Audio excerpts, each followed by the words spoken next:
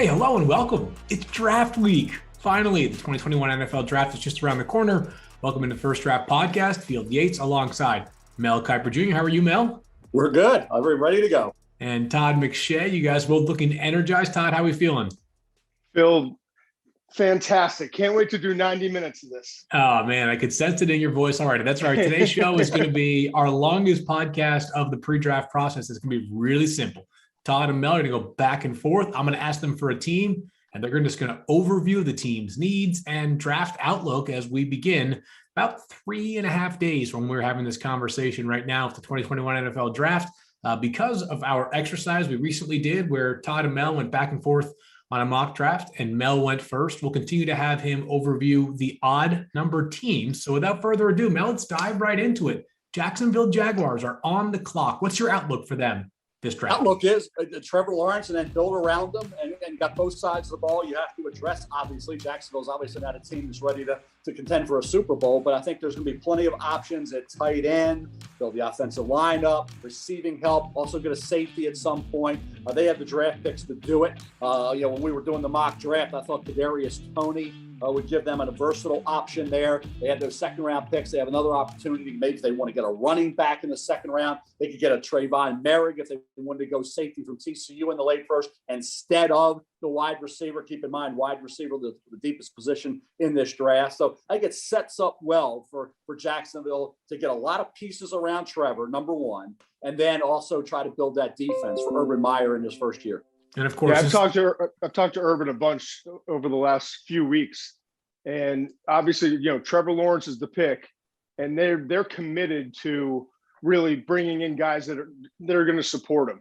If you have a chance, you're starting an organization, right? That's basically how Urban's looking at this. If you're starting an organization and you have a once in a decade opportunity to bring in a quarterback like Trevor Lawrence, you better put pieces around him. So maybe is it Travis Etienne, the running back from Clemson later in the first round? Is it offensive line? And then go get a running back like a Javonte Williams from UNC in the second round?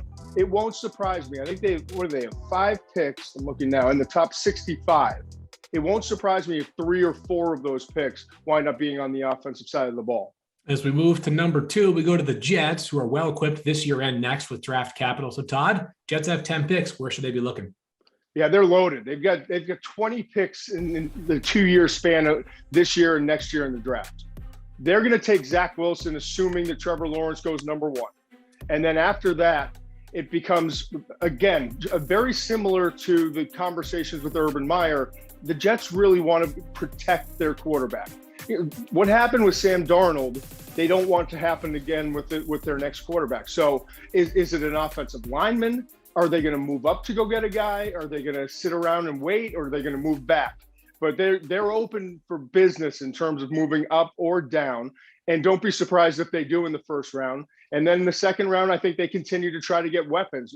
If they get an offensive lineman with that second pick in the first round, then I think they would go maybe wide receiver. They could go tight end at some point. And certainly there are needs on the defensive side, but they're not going to draft Zach Wilson out of BYU and just leave him stranded. Now let's move to pick number 3 for now with San Francisco 49ers. As we know, it was originally the Houston Texans and then Miami Dolphins. Now belongs to San Francisco. In so many ways, this feels like the place where the NFL draft could sort of begin in terms of drama. Yeah, Mac Jones, Trey Lance. Which quarterback do they take? It seems like Mac Jones would be the guy. Trey Lance, everybody's kind of thinking could be in the discussion.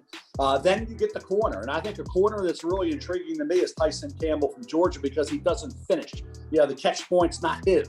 Why he only had 1 career interception? Is it instinctive? Is it something you can coach? Obviously, at Georgia, they weren't able to get that to improve at any point in his career, but he's long, he's athletic, and he's extremely fluid. And if you can get this kid in the second round, he could be a late one, but if you get him in the second, if you can't, maybe in the third or fourth round, you'll get an underrated corner like Brandon Stevens from SMU, formerly of UCLA, was a running back taking handoffs from Josh Rosen. They gave 2 good years to SMU in the secondary, big, fast, and physical. Now, he gets a little handsy once in a while, gets some penalties, but he's still learning. But I think there'll be plenty of corners. Corner's the second deepest position in this draft. So I think the 49ers get the quarterback, then get a corner, add a receiver. They always are going to look at another pass rusher, and there's a lot of those that you can get down the line in this draft. So I think it sets up where the 49ers, well, yeah, they hope to be right back in the Super Bowl hunt. And Jimmy Garoppolo's the quarterback, but certainly Mac Jones, and then get somebody in the back end in that secondary, a corner that can help you. And I'll tell you, Asante Samuel Jr., Todd, is a guy that all he is a football player. He's got the instinct. He's got the versatility, slot or wide.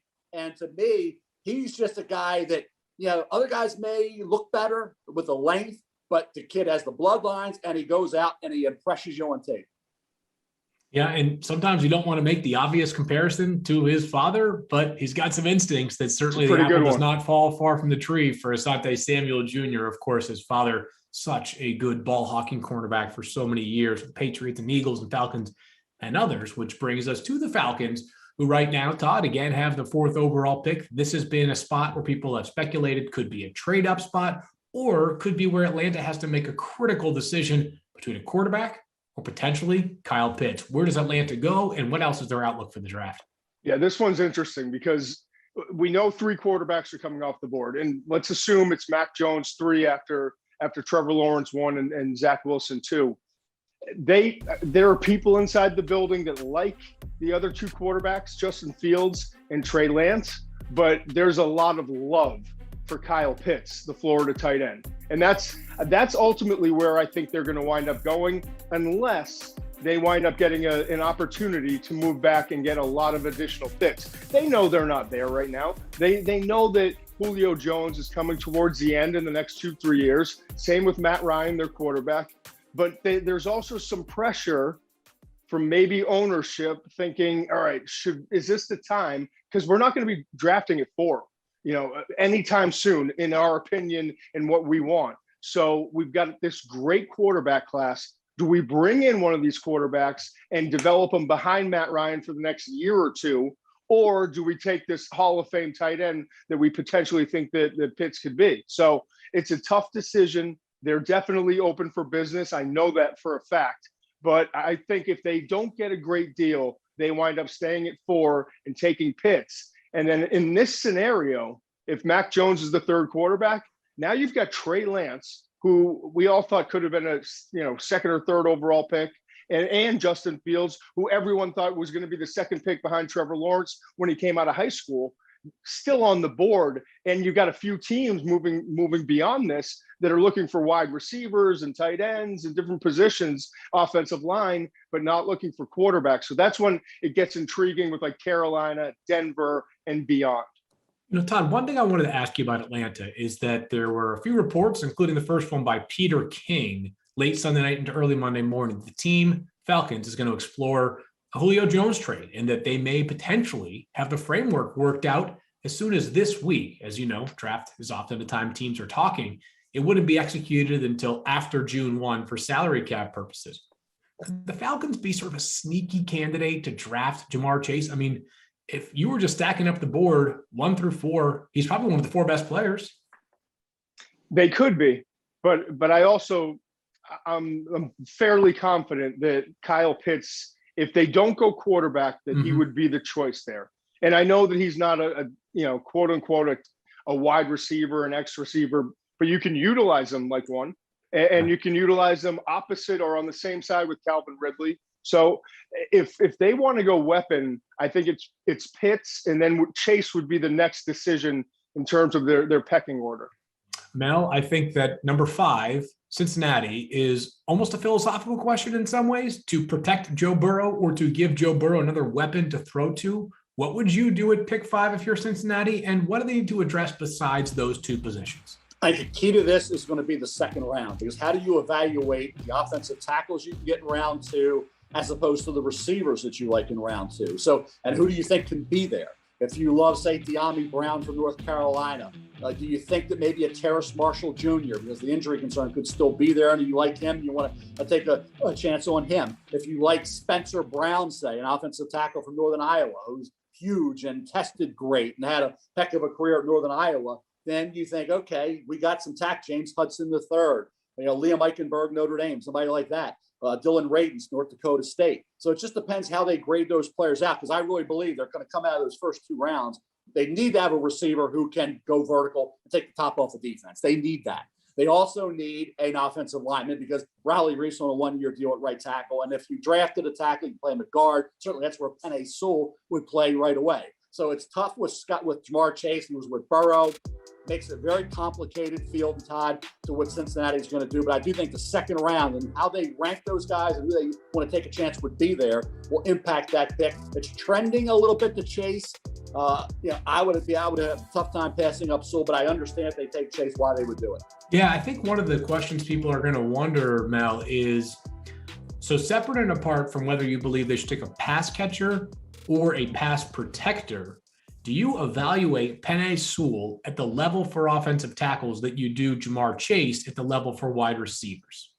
I do. And I think you have to look at it as well. Now, both of them opted out. Chase was a one-year guy. You love what you saw in that 1 year.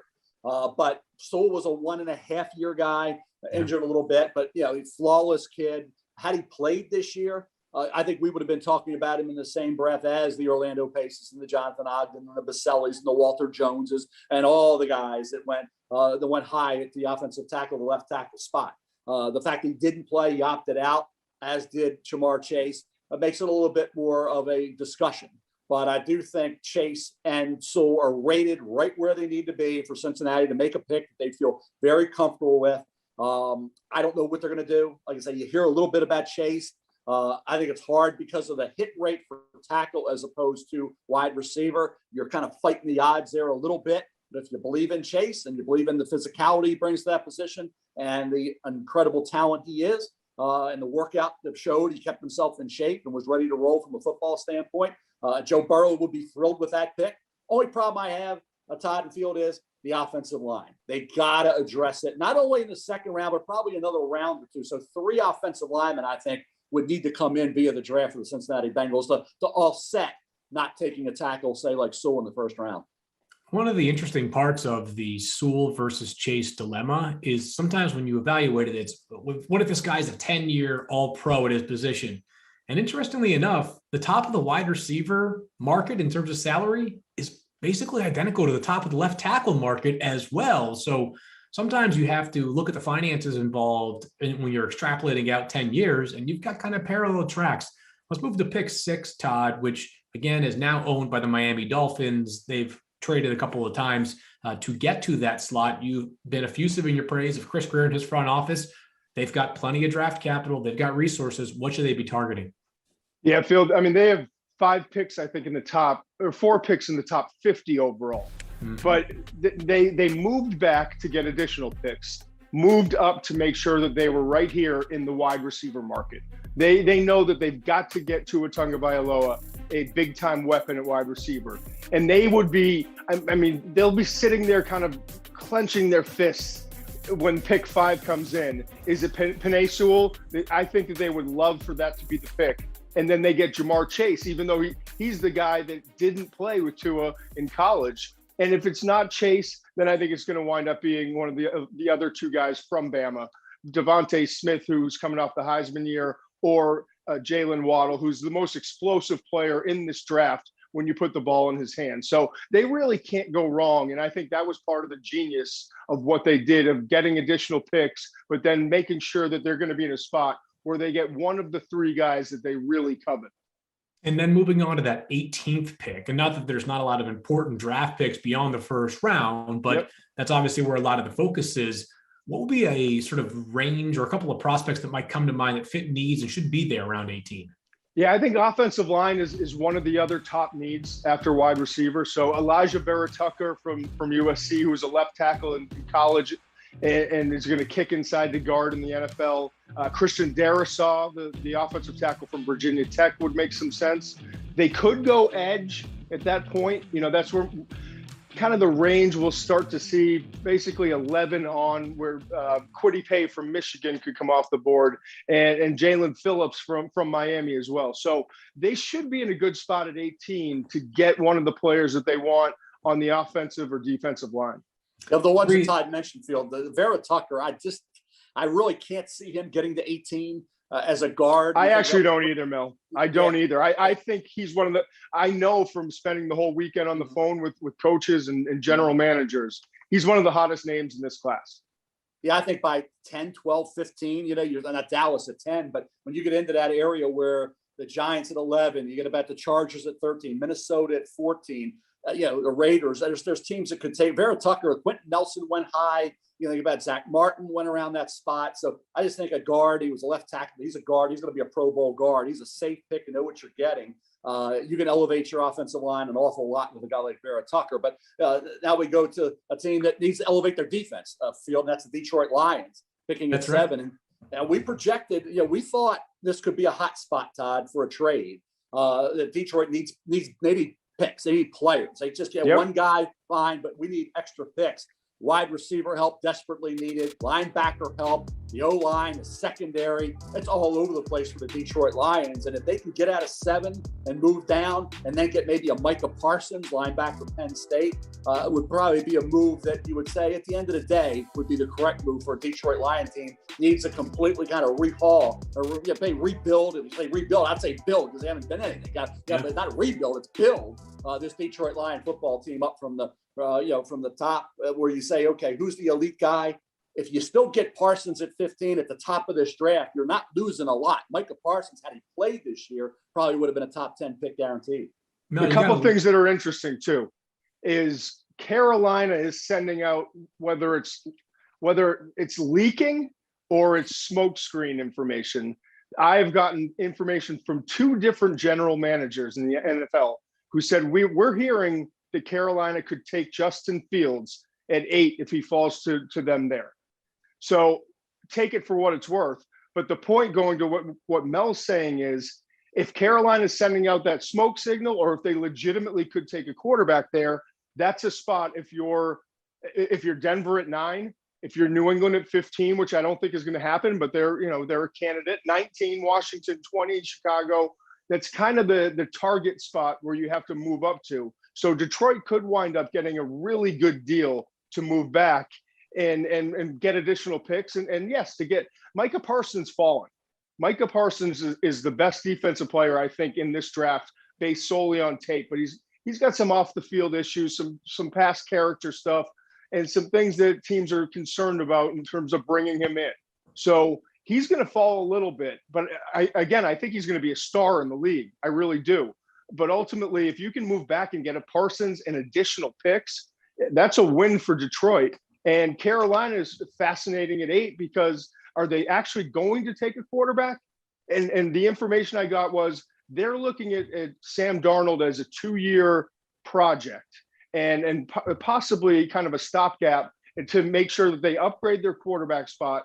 They have a 2-year contract on him. It's only $5 million, I think, around there in terms of what the cap hit is for Darnold. And then you bring in a Fields if that's the decision they try to make, and you develop him on the back end and get him ready and make sure that your organization's set for 10 years moving forward. So that's going to be another. We talked about trigger points. 3 with San Fran. Which quarterback do they go with? 4 with Atlanta. Do they go quarterback or Pitts? This is the next most intriguing pick to me because I think Carolina at 8 could go in a number of different directions. They also need cornerback help and offensive line help. So getting a team to move up to them ahead of Denver would make a lot of sense. Hey, Mel, can I ask you about the idea of drafting Justin Fields? And then I know people want to hear your guys' opinions, but I'd like to maybe throw a final word in there on some of my thoughts on the idea of Carolina taking Justin Fields 8 after just trading for Sam Darnold. What do you think? I'll tell you what, Josh Rosen and Sam Darnold came out the same year, and both have been dealt some bad hand. I mean, if that's the case, because you go from the Jets, who are now starting to build up their personnel, and they trade you to Carolina. Now Carolina gets you. They're starting to have an opportunity here at 8 to get you a receiver, right? They're going to get you a wide out or an offensive lineman like Slater to be the left tackle from Northwestern, or Devontae Smith or Jalen Waddle. They're going to say, oh, we're going to take Justin Fields. Okay, Sam, thanks for being here, but we're not going to help you. We're going to get maybe the guy that can compete with you. So again, Josh Rosen, Arizona, Miami got dealt a bad hand. Sam Darnold, if that's the case, Field, to answer your question, I don't think it's not about fairness. It makes no sense, Mel. Thank you. It makes no sense. I don't see it at all. It's just what I'm hearing. It makes sense if you don't believe in Sam Darnold. Right. So then why do you trade for a 23-year-old quarterback and think that he can be an upgrade and then completely, like, you have to have confidence as a quarterback. You've got to know that the organization is behind you. And Sam has been through enough, man. I mean, he has been through that offense. Oh, man. Sucked Fields with the Jets about this one, I can tell. No, we actually all see it the same way. And so Todd, by the way, Todd was not agreeing with the assessment or the idea of this is just what I'm hearing. He was just offering up intel, and we all see it the same way. And Peter Schrager came on with us last week and said he thinks the Fields could go there at 8. And he was on TV with us, and Peter said 8 the Fields. Don't count that out. I guess we always talk about Steve Walsh was brought in when Troy Aikman was there, in Dallas. And Troy Aikman was having a battle because Steve Walsh had a pretty good preseason. They were all saying, Steve Walsh moves this team better than Troy Aikman does. So everybody has to deal with competition. That's how do you deal with it. If Sam comes in and say, okay, you want to bring him in? I'll beat him out. And if whoever wins that battle is in the NFL where you've got to have that great young quarterback, I'm just playing devil's advocate here with both of you. Wouldn't it be like a win-win? If one guy emerges as great, that's the most important position. I wouldn't do it. I think Sam 3 years ago, a 23-year-old quarterback was talked about like he was going to be a franchise quarterback. I would say to you guys, or say to everybody out there that hates Sam Darnold, and I like Josh better, but I still like Sam. What has he done in New York to show that he can't get it done in the NFL? Well, I he didn't have a chance. That's the thing. Is that right? We hasn't. Yeah, exactly. It's not what he has shown. It's perhaps what he hasn't had the opportunity to do. And my thinking is that if you're going to justify a Sam Darnold trade, which involved 3 picks going from Carolina to New York, that part of your mindset is we are going to actively keep every card available that we can play to make Sam better.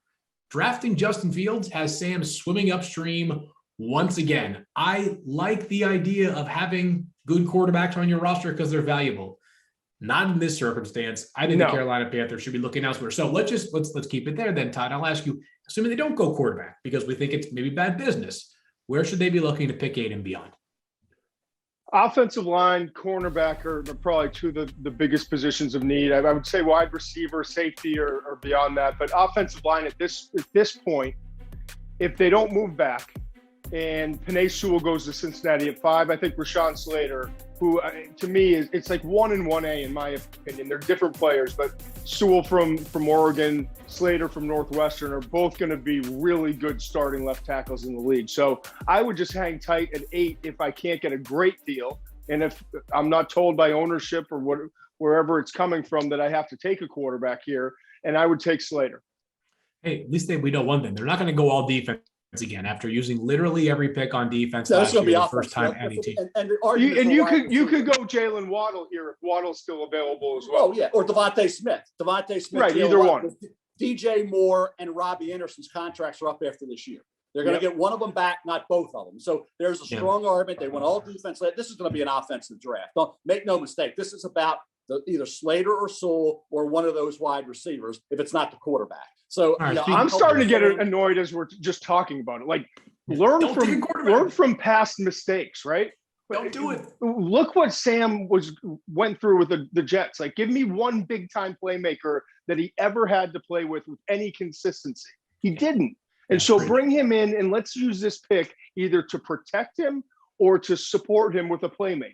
I completely agree on that. Let's move to another team that I think actually could make a case, or you should make a case for drafting a quarterback, Mel. That's the Denver Broncos, who are picking 9th overall. What's their outlook? Yeah, their outlook is Drew Lock. And, how do they feel about Drew Lock? And I talked to Jeff Legwald, who covers the Denver Broncos for NFL Nation, and they like Drew Lock. But they've always wanted to have a competition with Lock or try to elevate his game and do what we said. Find out. We got to get a quarterback here. We get 2 guys. Let's see which one is the best. Because this is a league, guys, of superstars, okay? And you can't be Denver and have a division with Herbert and Carr and Mahomes. You got to somehow close that gap or even it out or get close to even it out. And if they feel like, okay, Lock's okay, and if Lock elevates his game and becomes Derek Carr, which he could, then we're okay. But if he doesn't, then we can get that quarterback, whether it's Lance or Field. So I think they're one of those teams. And if they don't, they look at Micah Parsons. Vic Fangio's defense, obviously perfect for a guy like Micah Parsons. The secondary, they could address, obviously, a pass rusher at some point. But I think what they do at 9, in terms of the quarterback position, do they bring in a quarterback to compete with Drew Lock? where you talk about with Sam. You don't want to do it there, but I'll ask, would you do it if you're Denver? I personally think that Drew Lock needs that. I mean, are you sure that Drew Lock's going to be the guy? I think we're more impressed right now, or I think we're sold on Sam being the guy in Carolina they can win with than we are with Drew Lock. Yeah, and I like Drew Lock, but there's a big difference in my mind between the two and what they can become in the league. This is the circumstance where I understand having a second quarterback in tow to challenge the incumbent starter. There's no quarterback being drafted by Dallas, Todd. They picked 10th overall. Dak Prescott signed a 4-year deal this offseason. If all offensive players go 1 through 9, which seems at least feasible, this could be where the defensive run starts. Patrick Surtain, we can move on to pick 11. That's it. Yeah. No, I mean, it's such a tailor-made fit, right? And it is. But a defensive theme for this draft, I would think, as well. Yeah, they need to upgrade that side of the ball. They want a long corner. They want someone who can come in, who has experience and is well coached and ready to go and can make an immediate impact. I feel like every single year we're talking about the Cowboys needing corners and safeties. They also could use some offensive line depth and competition later in the draft. But I'm told that if Surtain's on the board and if they don't make a deal to move up for Kyle Pitts, like everyone's been talking about with the Jerry Jones comments, and I don't think that's going to happen, that it's Surtain. They would be willing to move back a little bit if they got a great deal, but I believe 10 overall is going to be Dallas taking Patrick Surtain. All right, there you have it. Pick number 10. Let's get into I was going to say teams, but 11 is not quite a team. Mel, we're going to number 11, which is the New York Giants. GM Dave Gettleman recently said, yeah, I haven't traded down because the offer never presented itself, the right one, but I've tried. We know the Giants typically don't trade down, just historically as a franchise. Where should they be looking at pick number 11, Mel? And then also for the rest of this draft, they only have 6 picks in total. Yeah, they got some things they got to do. They got to get a pass rusher. They got to get an offensive lineman at some point.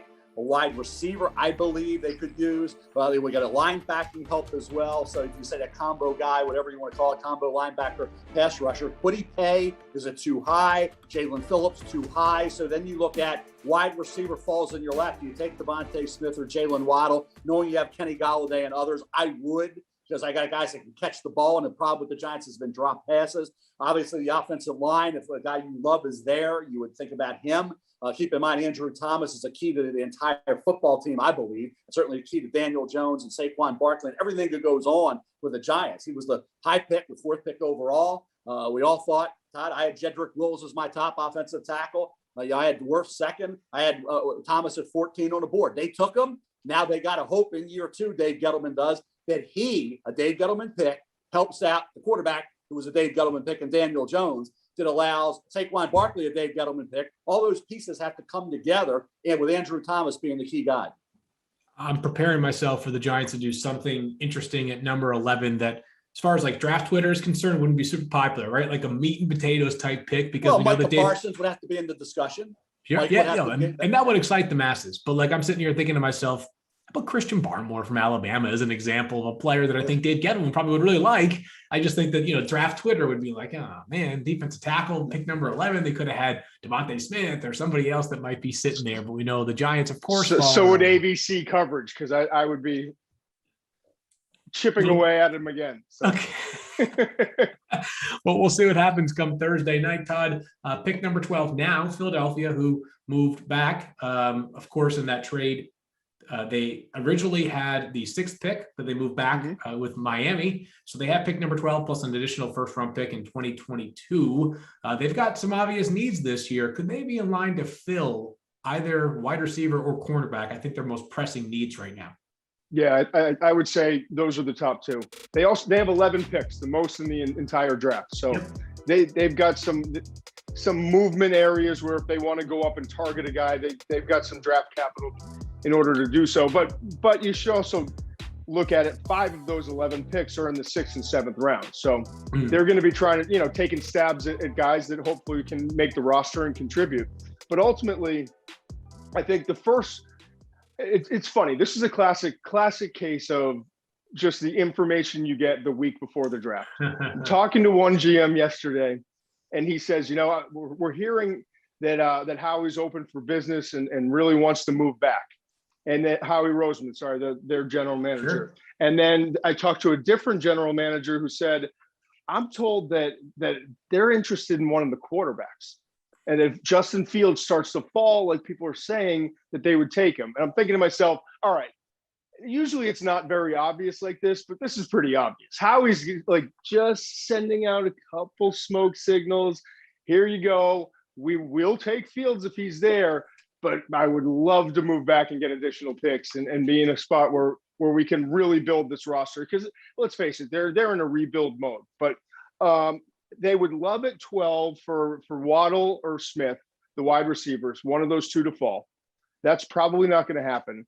So I think J.C. Horn would make the most sense, unless they're in love with Elijah Moore, the wide receiver from Ole Miss. Yeah. That seems a little high at 12. So it's either going to be the second corner after Surtain and J.C. Horn from South Carolina, or a move back. But I just can't see them.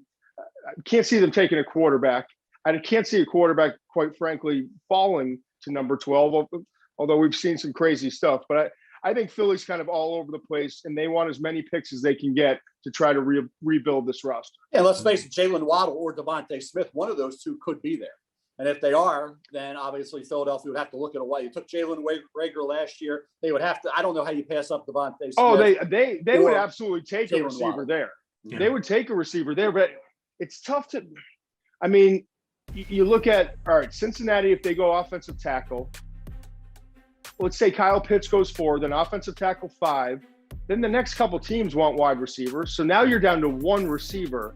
I just think, I don't know. I just think that all 3 of the wide receivers and all 4 of the pass catchers will be off the board by pick 9. Yeah, well, that would be Detroit trading out. Right. And letting somebody get a quarterback. Carolina taking the O lineman over the receiver.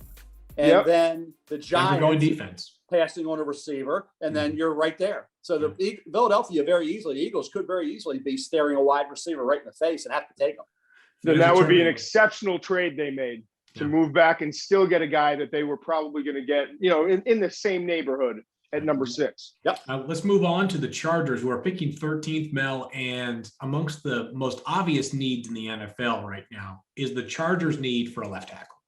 Yeah, I mean, Justin Herbert was phenomenal, and despite getting hit, I mean, watching him, I'm saying, is he going to get up? Yes, he got up. So tough. And so, I mean, just watching was tough. You were just waiting for another Joe Burrow situation. They got to fix that, or he's not going to survive. So, my thing would be, which one are they high enough on Christian Darrisaw from Virginia Tech? Are they in a position where they can take somebody else and wait? Slater will probably be gone. Sewell will obviously be gone. They need a tackle. Darrisaw, the left tackle out of Virginia Tech, would be the guy I would think at 13. And then obviously look at a pass rusher down the line a little bit, a corner as well. Maybe an Eric Stokes in the second round. A Melifonwu from Syracuse would be a guy. We talked about Asante Samuel. A lot of second-round corners would be possibilities for the Chargers. All right, so the Chargers at 13 could certainly, if they get lucky, land one of those top 2 left tackles, but that would have to be extremely lucky. Tom Telesco, their GM, talks about how they're kind of in a unique tier, those 2 guys, and Rashawn Slater, and also Penei Sewell. Next up, we have the Vikings and Patriots, back-to-back teams who have 10 selections. So, Todd, for Minnesota, this team needs to get better defensively based off how they played last season, but they're fairly busy in free agency. So where should they be turning in this draft? Yeah, Rick Spielman always does a really good job in the draft, and he knows how to manage it. And I think that could be a spot where a team tries to move up to go get a guy, whether it's, Elijah Vera Tucker or Darrisaw or a corner, J.C. Horn if he's still on the board, whatever it is. I think that they could wind up moving back, but ultimately if they stick at 14, offensive line and edge are the 2 areas that I think they probably need the most. Then you could say safety as well. So is Trevon Merrick from TCU, is that too high? I love him. I think he's worth the pick. I think he's the best safety clearly in this year's draft class. Could it be Vera Tucker from USC? Could it be the first edge guy to come off the board? Maybe if it's a Kwity Paye or from Michigan or Miami's Jalen Phillips. They're in a good spot. Rick Spielman is in a good spot as a GM because there are players that fit the need at the positions that they have. So, Mel, moving on to pick number 15, it's the Patriots, and we think quarterback is a need for the Patriots, maybe even a must in the draft. We thought that last year as well. So how should the Patriots approach the first round and then beyond? They're fun to watch because to see what they decide to do. It's 15, you're not getting a quarterback. You got to be aggressive and trade up. Is it going to be Justin Fields that they moved up to get, or Trey Lance? If they stay where they are at 15, then you would have to think corner, receiver, which one is there? Cornerback wise, will J.C. Horn still be on the board? At that point, Surtain will be gone. Caleb Farley will be a little risky at that point, coming off the second back surgery.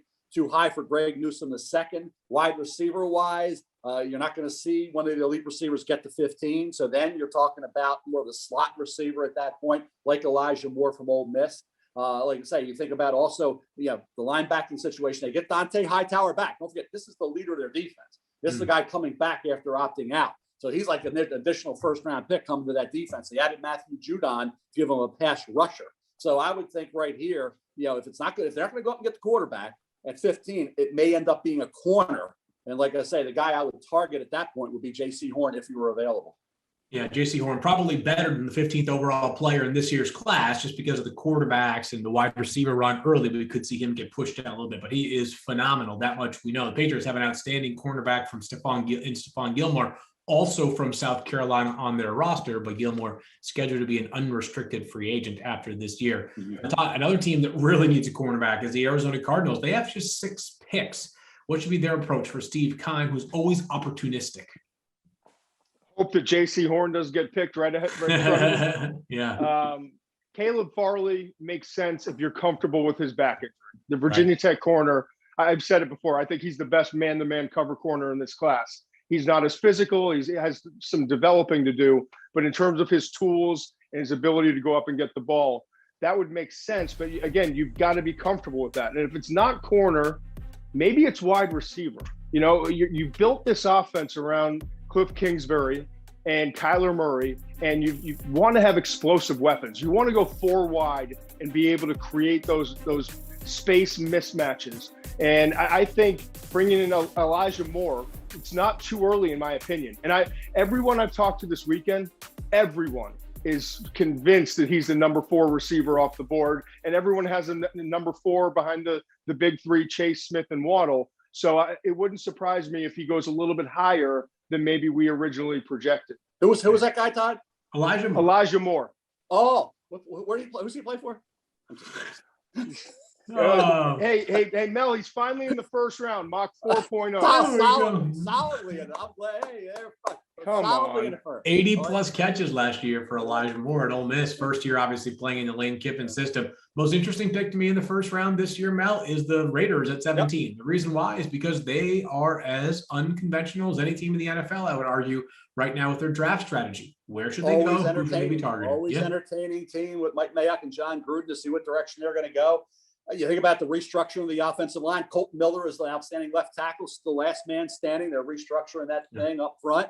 Linebacker, we talked about a guy. Now, I'll tell you, Todd, there's a kid, Jamie Sherwood at Auburn, is going to end up being that combo in the box, linebacker, safety. Mm-hmm. Gruden loves great tacklers, and Sherwood's an interesting guy. Didn't run great, but he's a football player. And Kiper, are you talking first round for Sherwood, or are you talking later? I'm talking about other players they can pick up in the 3rd, 4th round. I think it's a 3rd or 4th rounder. All right. I tuned you out for a while. I just want to throw some other names out there. Jamie Sherwood's an interesting guy because I think gives you that ability. I'm just thinking about Gruden guy. Gruden loves great tacklers and just footballers, and that's what Jamie Sherwood is. And they need help at that spot, both safety and linebacker, and he could be a guy who could help them. I really believe you mentioned Trayvon Merrick if you want the safety.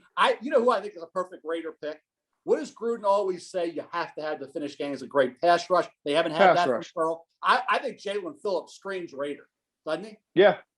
If he's still available. Of course, 1 to 2 Miami pass rushers who could hear his name called in the first round. And I'm serious. The Raiders, they are so unconventional relative to the rest of the league. We've talked about recent examples. Cleveland Ferrell, 4th overall.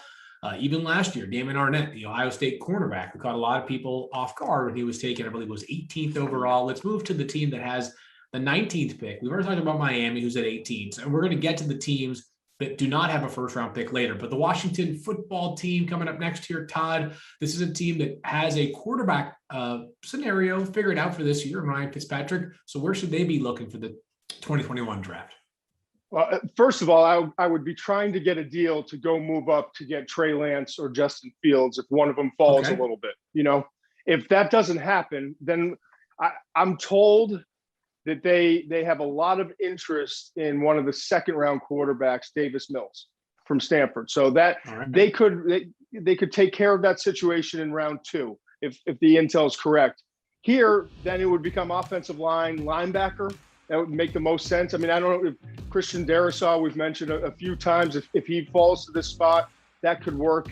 I think but Micah Parsons, I'm telling you, Micah Parsons is going to fall a little bit further than all of us anticipate.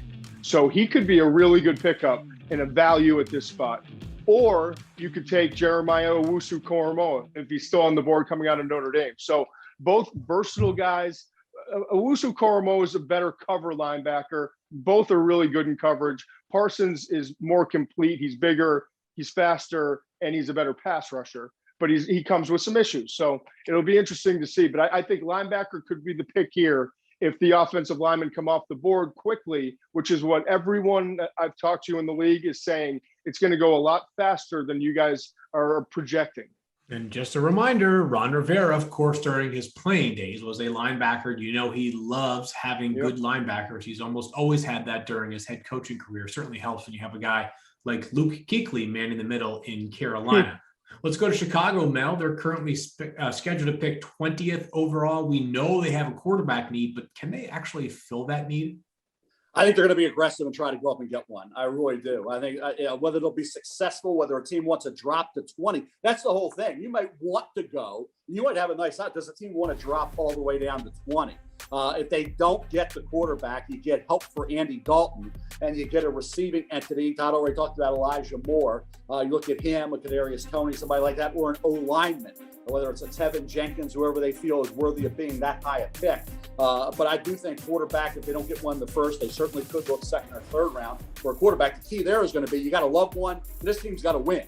Matt Nagy and Ryan Pace have to win this year, and surrounding Andy Dalton with the right pieces. Now, if you say, well, why would they go get a quarterback? Well, if they're the head coach GM that goes and gets a quarterback, did anybody think Justin Herbert was going to be that good last year? Well, that's a guy who can save your job. He can be a guy who can show that, okay, I'm moving forward with this quarterback. And if they hit with Fields or Lance, because those would be the two that could slide, but there's an argument to move up and get them. I just don't know if a team wants to move down to 20. Yeah, it would be a big, big drop for a team to move all the way down to number 20, unless you're one of those teams that is saying, hey, like I'm just using this as an example. Detroit might be able to say, we're so focused on 2022 and 2023 that if we get plenty of extra picks to move from 7 to 20, we might be motivated to do so. Pick number 21, Todd, is Indianapolis, one of my favorite teams to watch in the draft because, frankly, GM Chris Ballard just makes good decisions consistently. What are some of the needs that he has going into this draft with only 6 picks available? Yeah, I agree, Field. I think Ballard's one of the best GMs in the entire league, and he does a great job drafting. Offensive line and edge. And this is kind of, you see this range. We've been saying this now for like 4 of the last 6 teams. So that's where I think maybe the offensive linemen start coming off the board a little bit higher. Liam Eichenberg, I think it's too rich for this early, but I have talked to GMs who think he's going to be a late first-round pick. If we have Kwity Paye from Michigan and Jalen Phillips off the board, is there another edge that you want? Is Azeez Ojulari, are you comfortable with his medical? Because he's got some medical concerns, but he's got the talent to go. Zaven Collins has got some issues as well, but he's obviously got the talent coming out of Tulsa, dominant player, sack producer, and a guy who can cover. So there are a lot of things in this area in terms of offensive linemen and edge guys that you have to sift through. But I'm certain that Ballard will make the right decision, or if he can, maybe move out of this spot. Yeah, they were a team that some thought could try to trade for Orlando Brown, who's now a Kansas City Chief. We'll get to that a little bit later on in the show. Pick number 22, Mel, is the Tennessee Titans, a team that addressed defense in free agency, but lost a couple of key offensive pieces. So what would you do if you were GM John Robinson? Well, I think you look at the cornerback position, a receiving entity there would make sense. I think you can find a few tight ends down the line. I don't know Todd's opinion. I like Kenny Yeboah out of Ole Miss in that 4th round range, 5th round range. They need help at that spot. But an offensive line, I mentioned, you think about that position down the line, but wide receiver corner, it would be interesting to see Caleb Farley. Who takes a guy who could have been a top 10 to 15 pick had it not been for the second back surgery? His history as far as his athleticism, playing multiple positions, quarterback, wide receiver, corner, playing so well in 2019, having that great length and athleticism, potentially a really good cover guy for today's NFL. I want to see who really says we're taking a guy, because now all of a sudden we've never seen Caleb Farley there, but because people are passing on him, he falls in our lap. Watch out for him there. And as far as wide receivers go, I want to see who takes Rashad Bateman, coming off a subpar 2020 because of the COVID situation, but a great 2019 season. Those are 2 players, Farley and Bateman, that are guys you just want to keep an eye on, because when they're picked, we'll probably be praising that choice. Yeah, Tennessee, one of those teams that wouldn't surprise me to see them go any number of different directions. This is a team that is close to being there, and if they go bold, they certainly could maybe get a couple of fine-tuning pieces they need to put this roster right back into AFC contention, or at least they are on the cusp of the Chiefs in that tier. Todd, going to the Pittsburgh Steelers, who have number 24 right now in the first round. Everybody wants to have them draft a running back in the first round. Is that the strategy they should be taking? And what other positions should be on their radar? It could be. One interesting rumor that I heard this weekend was that Buffalo at 30 is trying to talk to teams to get up ahead of, the Jets at 23, and then Pittsburgh and Jacksonville to make sure they get Travis Etienne, the running back from Clemson. So it'll be interesting to see how that whole thing shakes out. Seems like a big trade up to go get a running back in the first round. But Etienne would make sense. Najee Harris from Alabama just seems to fit what they want to do, being a power team, run the football between the tackles, and then be able to pass protect and catch the ball. So running back is certainly an option with either Etienne or Harris. Offensive line is certainly a need. We talked about Tevin Jenkins, the Oklahoma State right tackle, who could come in and become a physical guy for them, and they can run behind, or the edge position. And we mentioned all the names before. So those are the 3 positions that I think Pittsburgh's probably most focused on right now. Just one man's opinion, but I think the best way to solve your running game is to invest in the offensive line over a running back. I'm not saying that Najee Harris isn't a really good player, but you need that consistency up front for any running back to get going to his full potential. The Browns are so far down the draft order. This is foreign territory practically for Cleveland Mel. Not picking until 26th overall. What should be the direction that Andrew Berry, their GM, should take? And I got to be honest with you, Mel, not a lot of needs on this roster. There really aren't, Theo. That's a great point. I think a speedy option at wide receiver slot, a linebacker, obviously added Walker, but the pass rusher is optional now because you have Clowney to go along with Garrett. But Todd had talked about getting another guy in there. You can do that. Do you have to do it in the first round? No. I think Zaven Collins is a guy that is going to come off the board at some point right around here. The versatility that he has, the length that he has, the ability to move around with the range he has and get after the quarterback and be disruptive in terms of the throwing lanes, I think would make him really interesting where this pick is being made. And then you talk about the speedy receiver. At this stage of the first round, I'll throw the name out there. De'Ami Brown from North Carolina. He ran 4.43. He's got the size. He averaged over 20 yards a catch. He's a nice player. Eskridge from Western Michigan. If you want to wait for the second round, I think he's going to go somewhere early to mid 2. So you can get some guys there. At 59, is there going to be maybe an Anthony Schwartz there? It could. Certainly Rondale more of a third. But I think right now, I keep hearing Eskridge's name come up, Todd, a lot. Yeah, early second. Early second, yep. Guy who really, as we talked about so many times in this podcast, really showed up and performed capably at the Senior Bowl, which, not that you haven't seen him before, but that's so much competition that you're not accustomed to seeing a player that plays in the MAC normally face. So number 27, Todd, is now the Baltimore Ravens, who also own 31 following the trade of Orlando Brown to Kansas City. We could have an entire podcast on that trade. You don't often see rivals trade with each other. But Baltimore has a second first-round pick to work with. They now have 10 overall. Another GM and Eric DeCosta who just makes solid moves consistently. How should Baltimore be preparing for Thursday night? Yeah, obviously offensive line now is kind of a premium in terms of what you're looking for in the draft. And if we talked about Tevin Jenkins before, Liam Eichenberg as well. I don't think there's another offensive tackle that will come off the board in the first round, but they're going to go quickly, as I mentioned. So offensive line, and then edge is another position that they could utilize. I think Zaven Collins, as Mel talked about, if they're comfortable with the character and what he brings to the table, he has all the talent in the world, and this is the range that he's going to wind up going. Azeez Ojulari, we talked about from Georgia as well. And then beyond that, I think, guys in the interior defensive line, and I'm talking about rounds 2 and 3, safety, and then bringing in another wide receiver to just bolster that core and get more vertical presence. Yeah, I think a lot of people feel like if they could walk away from the first round with some pass rush and another pass catcher, that would be a great start for Baltimore, who, again, they always find good players in the draft. They are a draft and develop team. I know we say that about a lot of teams, but the Ravens really are near the top of that list. Mel, the Saints had an offseason defined in some ways by players either restructuring their deals or having to move on because of cap constraints, which makes the draft that much more important, especially when you have a new era at quarterback. What should the New Orleans Saints be doing this weekend with the draft? Well, I think you look at the cornerback position, wide receiver, linebacker. Where it falls for them at 28. It could be a Rashad Bateman, the wide receiver from Minnesota. Could be a De'Ami Brown. If you're looking at cornerback, at that point, you might be stretching it a bit. Now, I don't necessarily wouldn't reach for Tyson Campbell. I hear his name in the late first.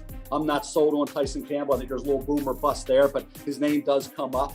The cornerback position, like I said, is very deep, so you can get some really, there's going to be a good run on corners in the second round range. They threw out some of those names already. Aaron Robinson from UCF is probably more of a 2. Linebacker-wise, Todd, I don't know where you have him. I've talked about him for the last month and a half. It's Malcolm Kuntz from Buffalo. The guy that gets sacks off the edge. He's 6'2 and a half, 250 with the length I like. He's the player you've most overrated in this entire draft. Well, thank you. That guarantees him success. But there you go. That's good. I remember you said the same thing about Hassan Reddick when I had Hassan Reddick. You said reach. No, and Hassan Reddick. You're crazy. You're crazy. What? You said it when I picked Hassan Reddick in our draft. You said reach. And I said, it's on tape. We got you. Hassan Reddick. Now you got Malcolm Kuntz. I love Malcolm Kuntz. I already said that. We got the podcast to prove it. All right, good. We got to check the tape on that one. There's always tape somewhere available to go back and reassess it. Yeah. Hassan Reddick, reach. I heard reach. I said, Hassan, why is there Hassan Reddick? Well, you probably took him at like 14, pulling I took him at 11. All right, we can probably have some fun with that. We'll go back and check the tape during the NFL draft off season, which is for like 2 weeks in May, and then Todd and Mel are right back to grinding the tape for 2022 picks. And Todd, 2020 was another solid year for Green Bay. This is a team that I think is often talked about in a different light than the record suggests they should be. And that's all because they took a quarterback last year in the first round. They took Jordan Love. They won't take a quarterback again this year, or probably for a long time. But what should they be taking with the 29th overall pick? They've kept the band together this offseason. Yeah. So far, so good, right? Yeah. We'll see what happens next year. But I think cornerback is a need. I certainly think wide receiver is a need. This is where I think, if Elijah Moore is the 4th receiver off the board, this is where I think Rashad Bateman could wind up being a good pick coming out of Minnesota. I failed to mention that with Baltimore. I've heard that Baltimore has some interest in him as well, as many of these teams do in the bottom 6-7 picks of the first round. So he might be that next receiver off the board. I think Tutu Atwell from Louisville is going to be a 2nd round pick. Some of the other slot guys we've talked about, Rondale Moore from Purdue, are going to be 2nd round picks. But I think Bateman is going to wind up somewhere in this late first round range. And corner, Greg Newsome, I don't know where he's going to wind up going, but coming out of Northwestern, there's a lot of love for him. He's not a perfect prospect, but who is? But he's kind of started to rise. And there are some people that think Newsome could go ahead of Caleb Farley. I don't see that, but I also don't have the full medical report, and I don't have a medical staff telling me what the long-term outcome should be in terms of what happens with his back. So that could corner and wide receiver are probably 2 positions that you could look for if you're a Green Bay fan. Yeah, that's interesting, Todd, because Newsome also had some injury issues at Northwestern. Yes, he did. But he had some, I'd say, durability issues at Northwestern. Right. That's why I said he wasn't perfect. Right. More significant injury with him there. And I do think, at this stage of the first round, when you look at now we're to Buffalo Field. Yeah, let's go to Buffalo right to it. You took yourself there, Mel. I don't even need to be here. No, I just think Buffalo is an interesting team. They got my favorite quarterback who's rolling right now. Yep. And thank Josh, great year. Congratulations. And now we got a chance to get a little bit of help on the defensive side of the ball or the running back. Todd mentioned trading up. Can you get the running back here? Do you feel okay with Javonte Williams if you're Buffalo just falling in your lap to be there? The former linebacker in high school, he averaged 16 tackles a game his junior year. We had him on the Dari and Mel show Saturday. Impressive kid. Just a guy that you probably figured maybe late first, early second. There are 4 teams in the early second. Jacksonville, the Jets, Atlanta as well. Was it Jacksonville? Where's the teams in the second, Todd? Got it here. Second round. Jacksonville, Jets, Atlanta, Miami. Jacksonville, Jets, Atlanta, Miami could all go maybe running back, or at least think about it. I think pass rusher is another area where, and I'm going to throw Jason Oweh. I think his name's come up today during the podcast. Yep. There's a kid who didn't have a sack, but he had a freakish workout. I really believe, Todd, somebody takes Jason Oweh in the late first round. We're at worst by pick 38.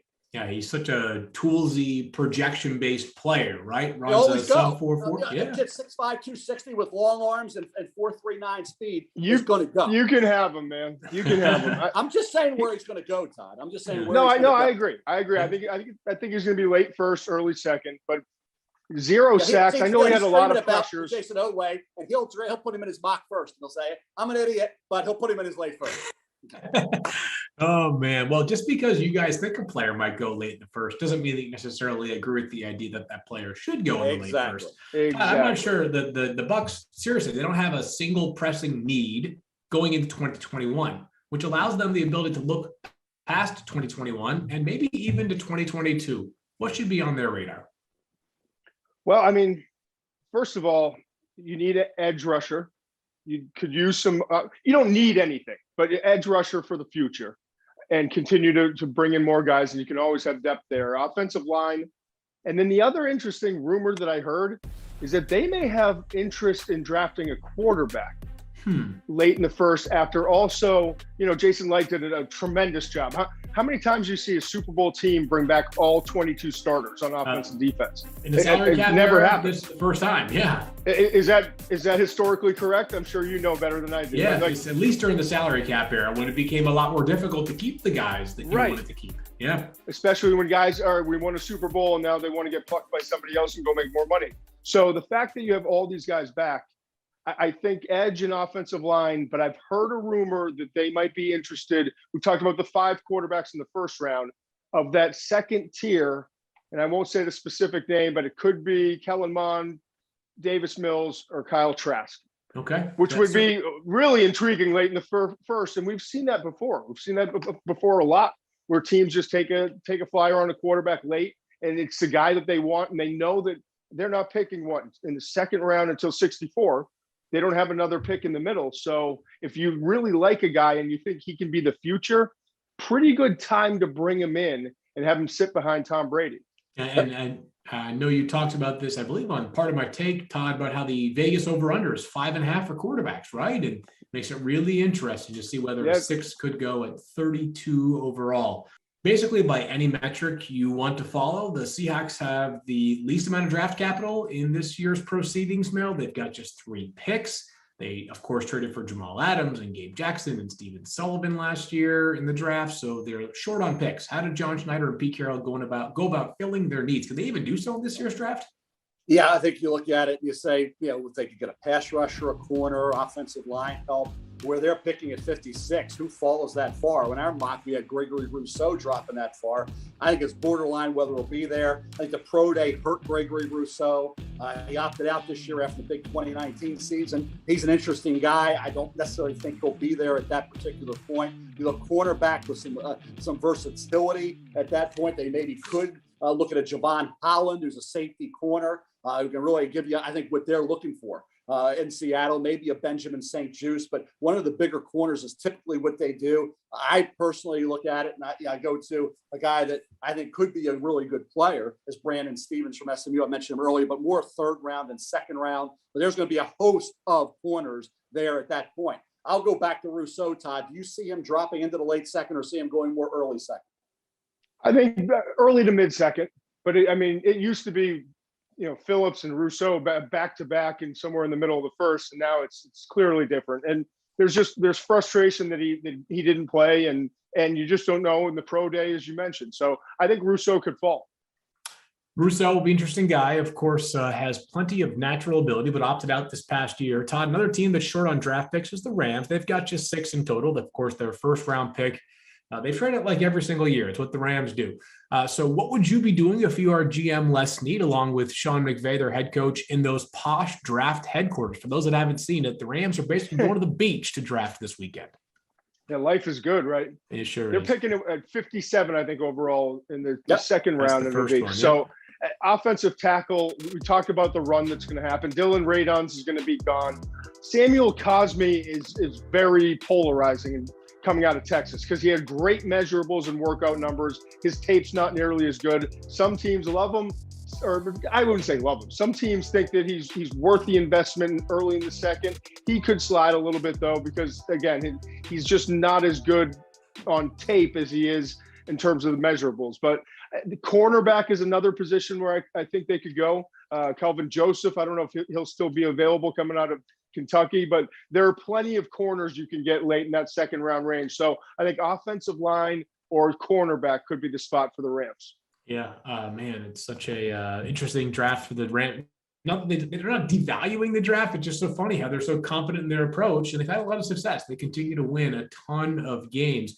A trade took place that we referenced earlier on in the show, Mel. It was the Chiefs acquiring Orlando Brown, Jr. From the Baltimore Ravens. He's going to be their left tackle going forward. He's got 1 year left on his contract, so he might need a new deal from Kansas City very soon. But let's talk about the Chiefs, who now have their first pick at 58 overall from the Ravens. They traded away pick number 31. So they have 2 second-round picks. What should be the mindset and the approach for Kansas City? Another team with very few needs right now.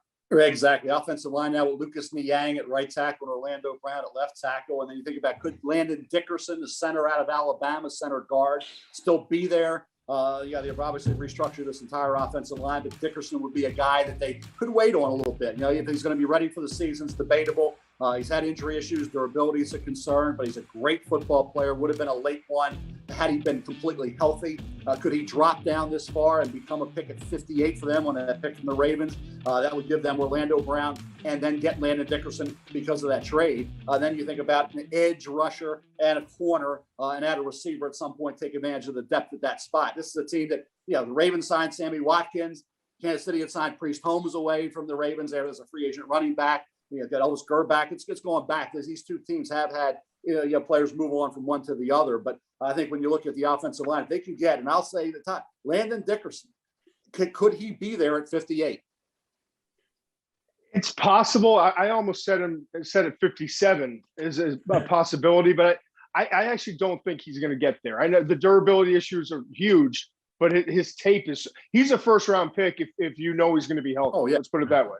Yep, he certainly is. He's such a unique guy with experience everywhere. Yeah, and then it gets into another center, Creed Humphrey from Oklahoma. We have Alabama with Dickerson, Creed Humphrey, Oklahoma. Some mixed opinion on, but I had heard one. Tell you to make all our calls, Todd. Last night I had heard, don't be shocked if he went late first, early second. Sure. So yeah. Creed Humphrey's name. Then you get into the late second area. That's where Quinn Miners, the center from Wisconsin Whitewater, could start to be hearing his name called. So I think he's late second, early third. Yeah, right. If they want that type of player, it could fall pretty well for the Chiefs in terms of an interior offensive lineman.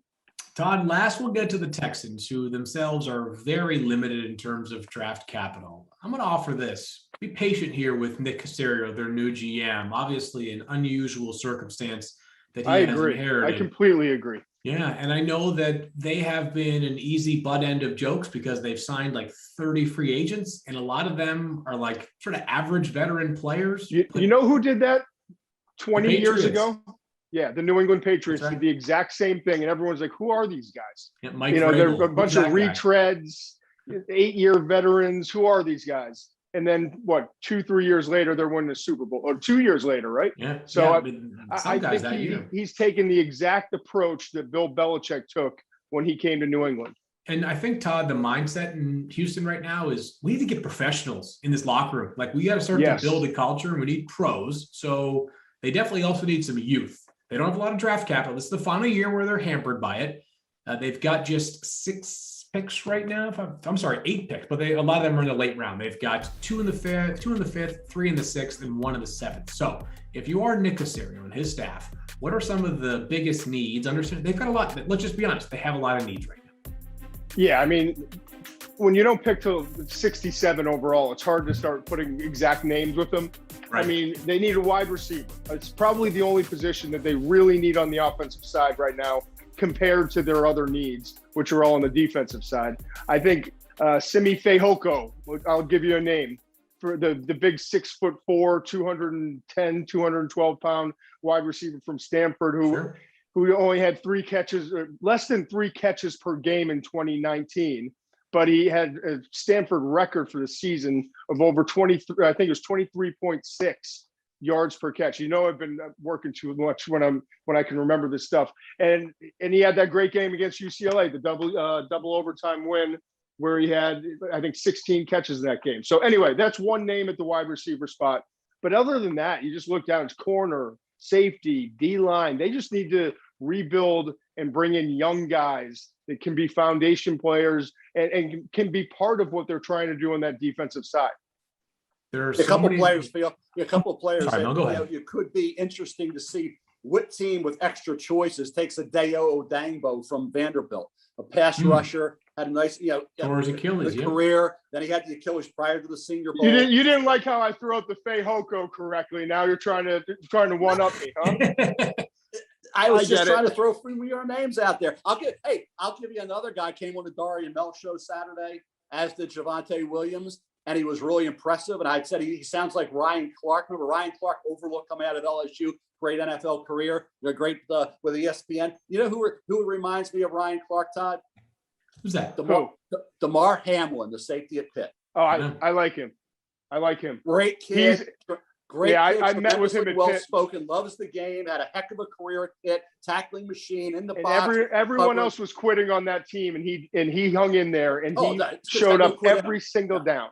Great kid. He's awesome. I want that kid in the 3rd or 4th round. I want Damar Hamlin. Yeah. Yep.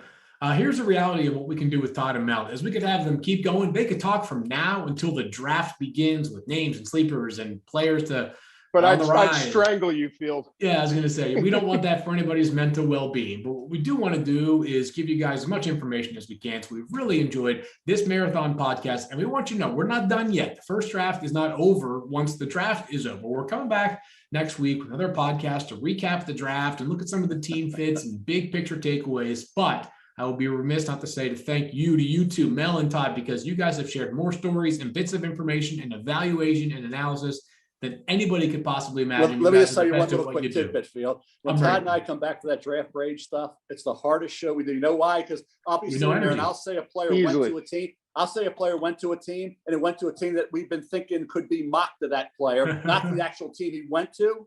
Right. So you'll be sitting there thinking when we do that show, oh, he went to the Jaguars. No, he didn't. He was drafted by Pitt. So that's a tough show when you have all in your mind all of the players you mocked to a team, yet they weren't drafted by that team, and now they're somewhere else. So there you go. I actually saw Kiper one year start to fall asleep during one of them. Oh, man. Well, we'll send you. I know Mel doesn't do caffeine or anything. So we'll get Mel a 5-hour energy or something to wake you up a little bit. But we can't wait for that second show. But, gentlemen, safe travels and have a great broadcast this week. You can, of course, find Mel and Todd all over the ESPN broadcast. We look forward to them. They're the best in the business for a reason. I can say anything I want now, Phil. You can't hear me. That's right. Yeah, Todd's AirPod just went out. We will see you guys in a week. Download, subscribe, rate, and review. Happy draft week. Thanks, pal.